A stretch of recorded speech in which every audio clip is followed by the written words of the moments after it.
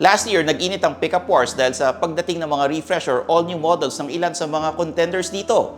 Nagkaroon ng bagong Mazda BT50, Isuzu D-Max and refresh Nissan Navara.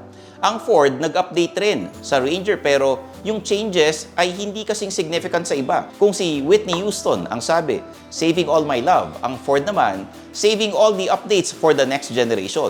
At nitong katapusan ng July, they officially launched the next gen Ranger. Ang haba na ng intro ko, kailangan diretsuhin na.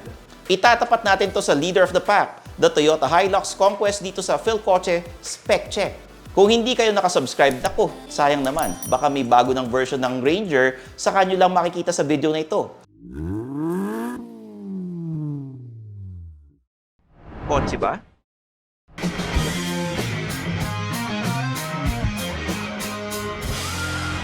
Philcoche na.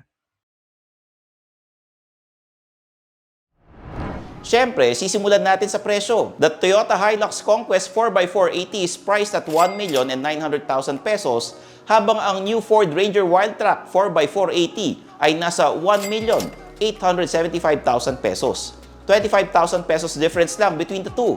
Nako, di kita ng laban na ito. Lipat naman tayo sa makina. The Hilux is powered by a 2.8-liter turbo diesel engine that makes 201 horsepower and 500 Nm of torque paired to a 6-speed automatic. Sa kabila naman, the Ford Ranger has a 2-liter bi-turbo diesel that makes 207 horsepower and 500 Nm of torque paired to a 10-speed automatic. Dinagdagan pa ito ng Ford ng 6 drive modes at terrain management system.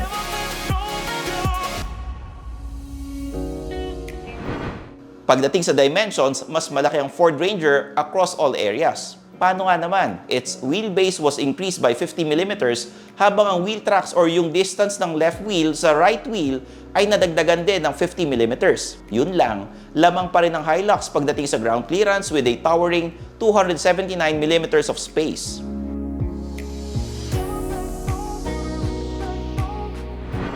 When it comes to exterior aesthetic, sobrang malaki na ang difference nila. The Toyota Hilux still has a macho stance and aggressive styling. Yun lang, the new Ford Ranger takes it to the next level with its new front face and deeper sculpting sa sides. Pati sa likod, mas maangas ito thanks to the new tailgate curves and LED taillights. Pagdating naman sa amenities, medyo same-same sila with all LED lighting, power folding mirrors, and 18-inch alloy wheels. Mas maganda lang ang headlight ng Ranger dahil automatic and adaptive ito while the Hilux only has auto leveling. Pareho din silang may tailgate assist pero the Hilux also has hood assist para di ka mabigatan pag kailangan tingnan ang makina.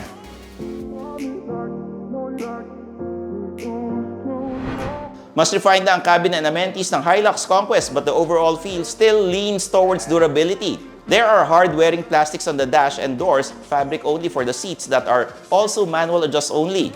Pero meron tong smart entry system, push start button, 8-inch touchscreen with Apple and Android, dual zone climate control, and auto-dimming side mirrors. Yun nga lang, pag lumipat tayo sa new Ford Ranger, parang sa exterior, one step higher ang cabin nito in terms of feel and amenities. May soft touch material sa dash, digital gauge cluster, 12-inch portrait touchscreen, wireless charger, USB-C ports, power-adjustable driver seat, and electronic parking brake with auto brake hold, among others.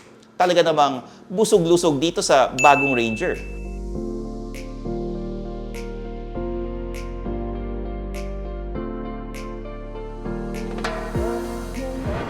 Pagdating naman sa safety, well-rounded pa rin ang Hilux Conquest. Meron itong 7 airbags, ABS with EBD, brake assist, and stability control to keep you safe. May hill start assist din and downhill assist control for slopes. May sensor sa harap at likod. And 360 camera na siya para nga naman mas madali mag-park ng malaking pickup. Tinapatan naman ito ng Ranger Wildtrak in all areas. From the airbags to the 360 camera, meron din siya.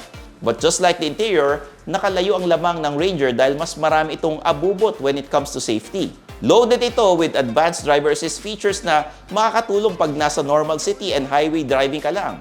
Pero Ranger ito, very capable pa rin pagdating sa off-roads.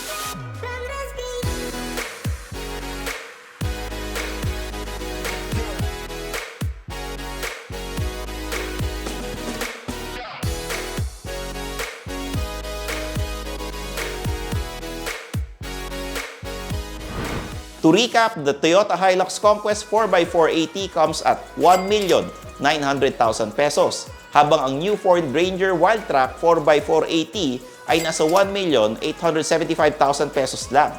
Pero nakita nyo naman, mas siksik ito sa features in all areas. May gusto pa ba kayong makitang itapat dito sa bagong Ranger? Comment nyo lang sa baba kasi syempre, your wish is our command.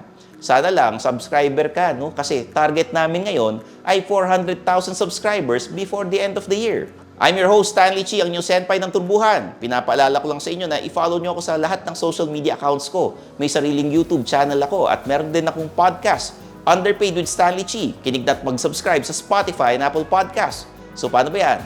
Kita-kits tayo sa next video dito lang sa Philcoche. Bye-bye! Thanks for watching! For the latest news, reviews, and anything you want to know about cars and car ownership, visit philcoche.com.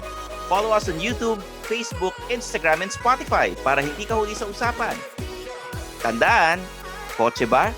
Philcoche na!